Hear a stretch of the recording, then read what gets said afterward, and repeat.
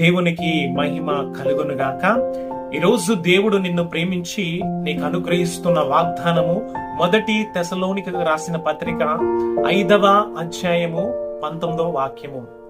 ఆత్మను ఆర్పకుడి. హల్లెలూయా. ఇక్కడ దేవుడు మన ఆత్మను గురించి మాట్లాడుతూ ఉన్నాడు.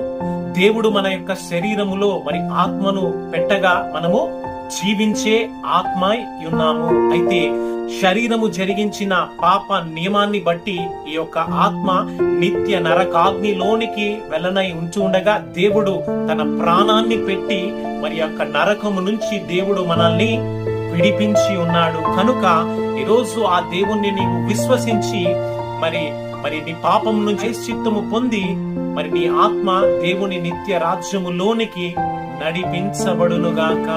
హల్లెలూయా.